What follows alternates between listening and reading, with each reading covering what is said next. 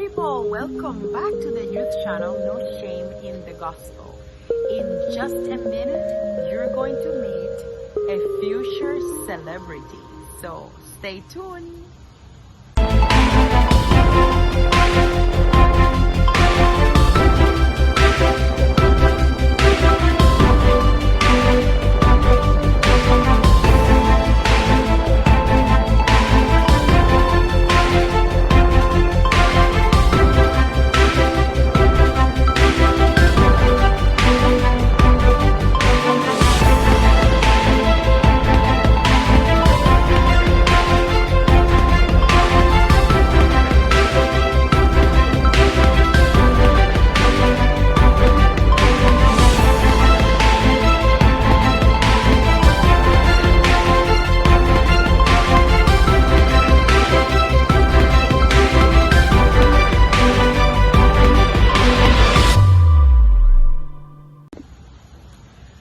But you may or may not know this about me, but I grew up in a family of musicians. My grandmother was a pianist and my grandfather was a trumpet player. He actually got to be the director of a band back in my country. My parents used to take me to the opera shows, and I have clear memories of those amazing scenes, the songs, the classical music, the orchestra. So music is something that I have always enjoyed. And today, my guest is a very young guy that is going to grow to be a celebrity. Please help me introduce Abdias.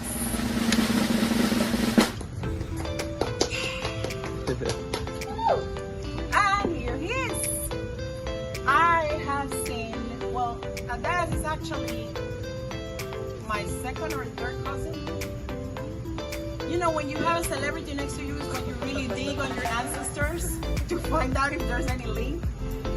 His mother is my cousin, so I know Abdias since he was a baby, literally. And I am amazed and blessed to have seen him grow to become what he is. Abdias, thank you for coming to my channel.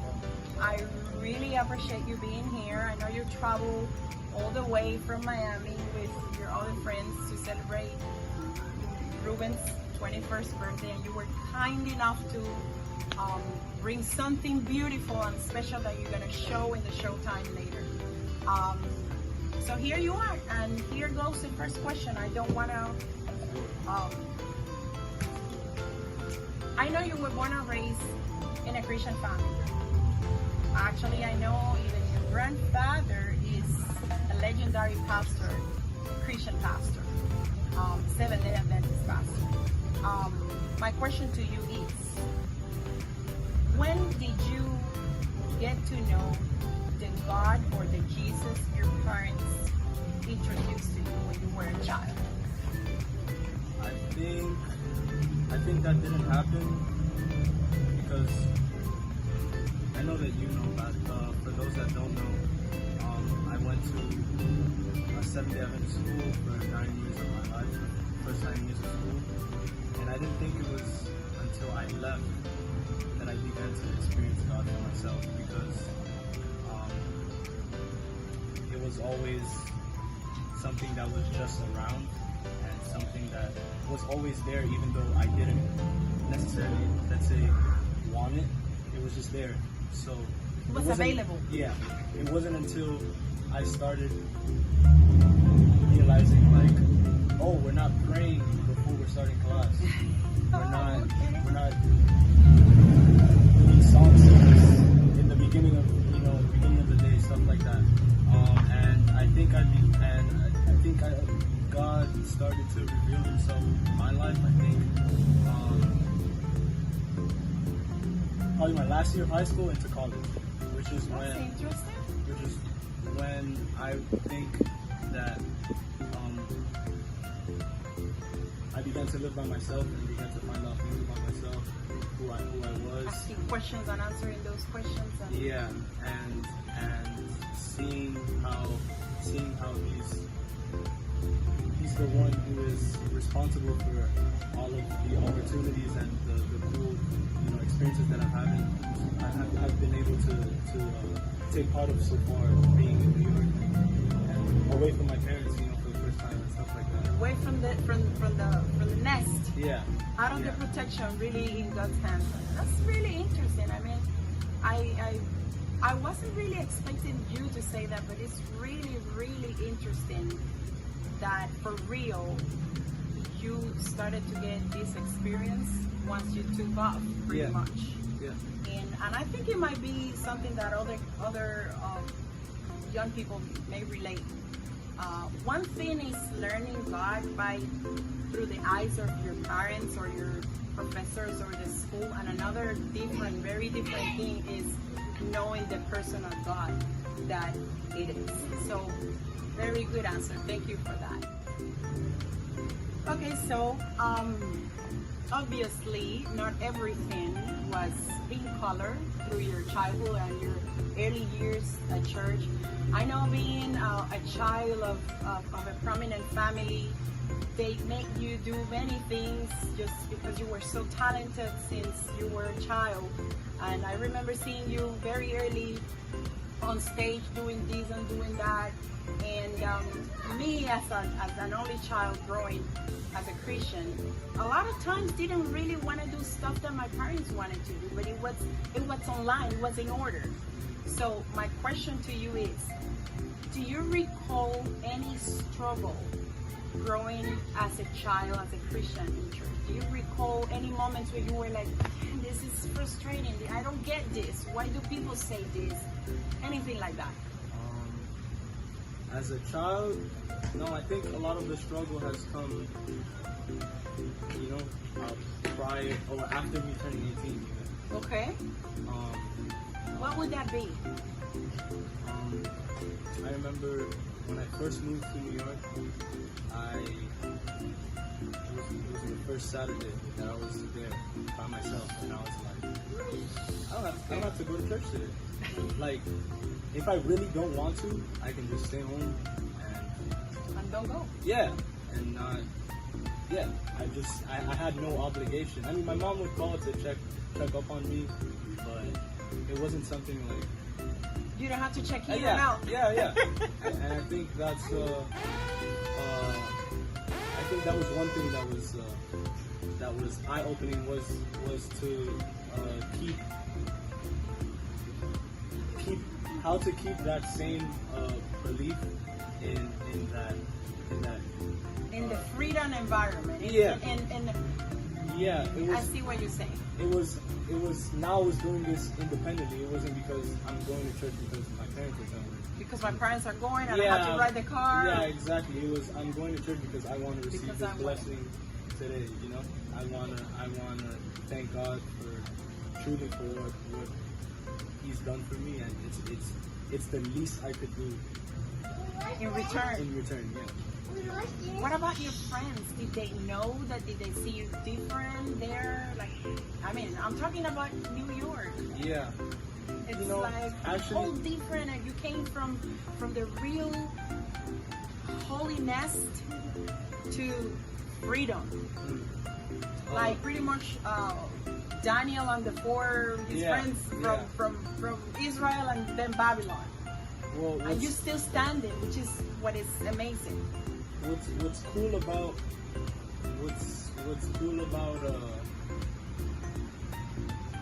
about being involved so much in music is that you can I don't want to say attack. You kind of penetrate someone's mind within that aspect. So all of my friends know that I'm from Memphis, New York, and that. You haven't been ashamed to share that. No, and it's been cool sharing my experiences through music. It'll be like, oh, check this out. This is some nice music, and I'm showing them gospel. Exactly. And they're like, wow. So that's what you guys do. Yeah. It's a powerful. Wow, it really is a powerful message. So that's what you guys do. Yeah, exactly. So that's kind of the advantage that I think that I have to do in music. Yeah. Do you you feel awkward among them, around them with some stuff, some habits or some, stuff that kids do. Kids are not raised as Christian. It doesn't mean that they're bad stuff, but they're different to the routine that a child that grows in the gospel. At certain times, I guess it feels a little awkward because, just with human beings, the way they interact, if you do something different than somebody else, it's like, oh, you do that, I don't do that. But what I like about this generation, which I think is different, is we're not so much. What I feel that other generations before have told us the way things are going to be is that people are going to criticize you for it. Yes. And I think this generation is different. I think they don't criticize you. I think they're more like open-minded enough to be like, oh, to be unique. Yeah, it's people look at me like, oh, it's cool that you're 7 down. It's cool that you have this way of living really nice. and this. It's not like a big deal, like it was taboo back in the years, yeah. and you have to be ashamed. And you know what? I love that you say that, because for some reason, most of the adults or the leaders may think that because you have taken a different turn, you're not studying theology in a Christian academy, you went for music. And one of the most prestigious, if not the most, universities in the world, which is Julian. Is that how you say it? Juilliard. That you just have gone in another way, and people don't realize, and that's why I really appreciate that you came and allowed us to do this interview.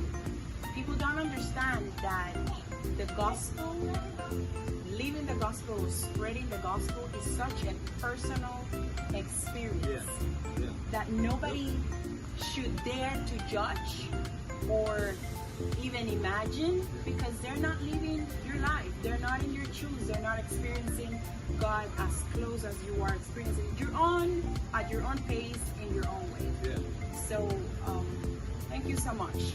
Thank you for sharing that. I'm pretty sure Mom and Dad will be very proud to see this. Okay, so music is your thing, and this started very early.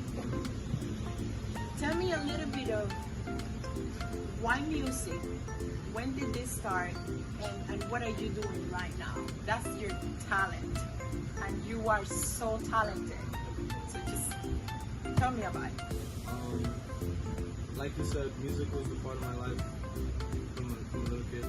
My parents. I remember. I wish I could find some throwbacks videos or something you singing, so you can post it in this interview. I'm gonna ask your mom for some baúl de los recuerdos, little things, because I'm sure she has some. Exactly. I have my own collection, but I know your mom will have some to donate. My parents had me active in the church, doing different things, singing.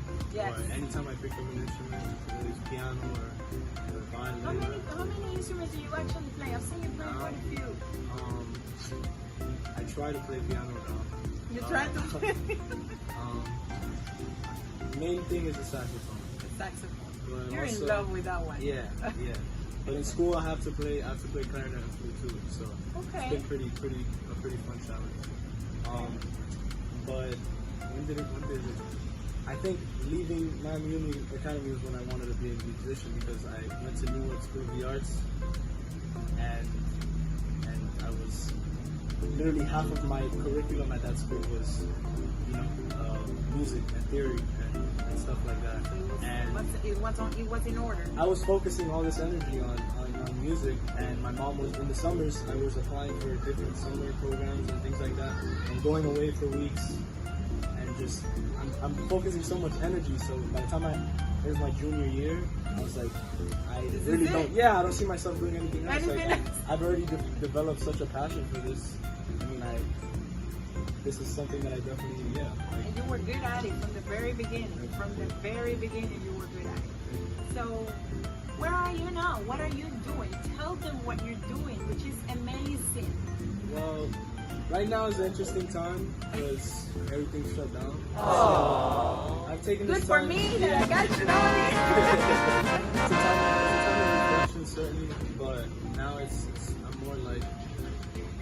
I don't know. I've been kind of, it's just been like on this like self-meditation, sort of like refining my skills so that when things do open up again, You're ready. Yeah, it doesn't sound like I missed. You're rust. Yeah, rust. exactly. But I'm finishing, going into my last year in my bachelor's degree undergrad at the Juilliard School, so I'm gonna be senior. So Awesome. kind of excited about that. This year's gonna be a little weird, but because of just the situation. When we're are you in right going back? now. In October. October. My school starts next month, but it's all online, so I'm gonna wait till we have to be there in person too. Yeah. The whole COVID thing must have been a huge deal Yeah. because your Especially for school is And yeah. in the middle of in the vortex of the Yeah. volcano. Yeah. And I know they closed down pretty early. And they closed And, so many different venues that I used to play at, and different, where and those venues themselves are struggling to stay open because I guess. they have no income. They're not getting any revenue, so it's like, Well, yeah, that's true. yeah. But you know what? I think the same God that picked you, raised you, gave you, loaded you with the talents, put you where you are right now, and opened those doors at that time, will do it again. Yeah. And I'm pretty sure the challenges and opportunities coming next are probably going to be greater than the ones that you have faced. It's been a tough year for everybody in every sense, and but they have come up to discover other talents and abilities that other people have. Like, I started this YouTube channel because God inspired me to do something like this, to reach out to the youth, to let everybody knows that no matter what you do, just your person, the gospel is something that you live, like you say, your music, it's the best tool you have.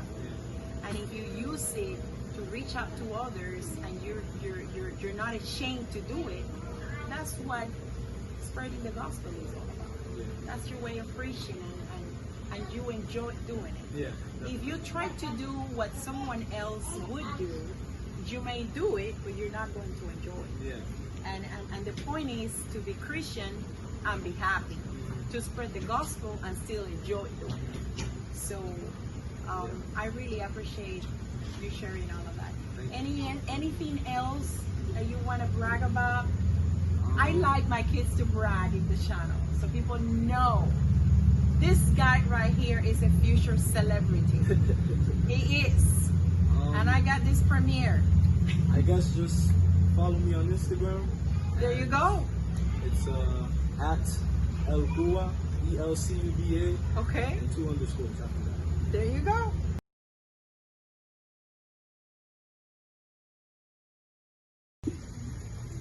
Ready, set, go!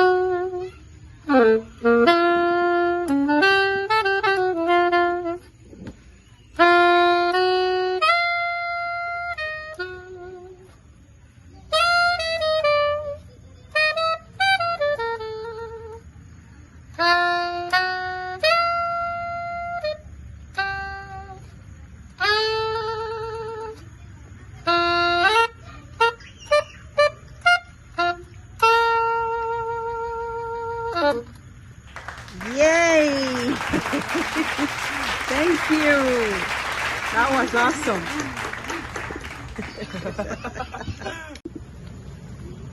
So what do you guys think about that emotional, like soul removing performance? It was soft, it was nice, was it improvised? It was. Isn't that awesome? Isn't that awesome? This is what he does, and I just like that he's like one with his instrument, and I can only imagine all that you can transmit to your friends and to people that don't know much about God as you do every time you play your instrument. So for that is that I have this little rusty simple bag for you.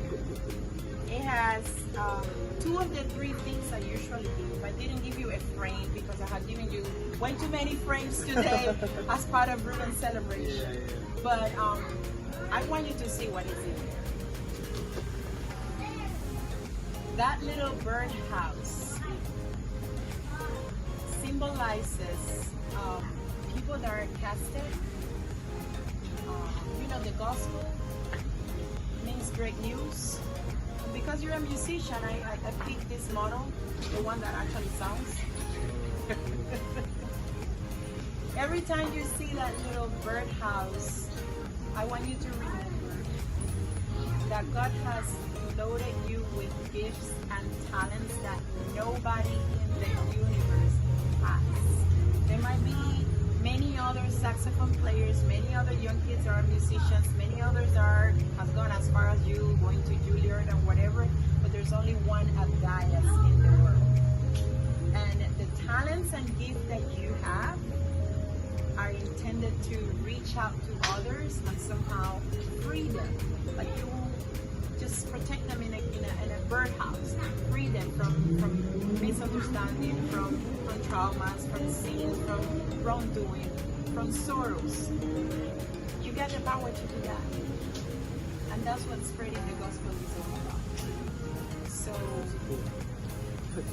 I hope you like it. I hope you keep it as, I will. as a token. And the other thing, you told me your favorite color was blue. Yep.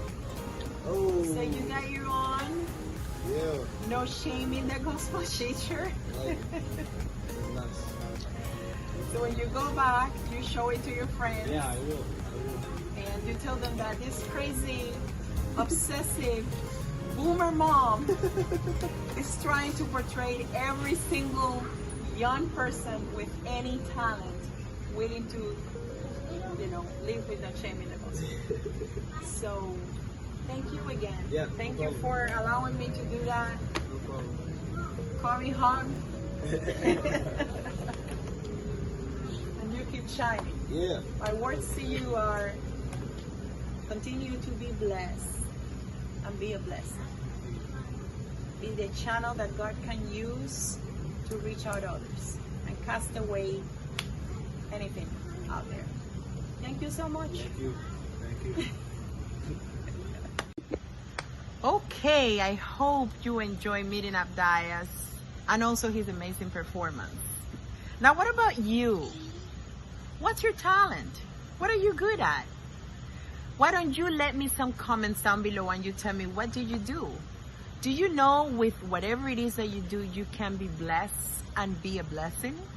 So please, until next time, when you get back to meet another amazing kiddo living with no shame, be blessed and be a blessing.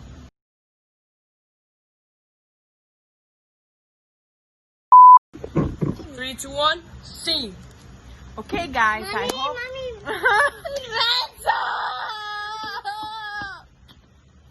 Mommy. Okay, guys, you. Okay, guys.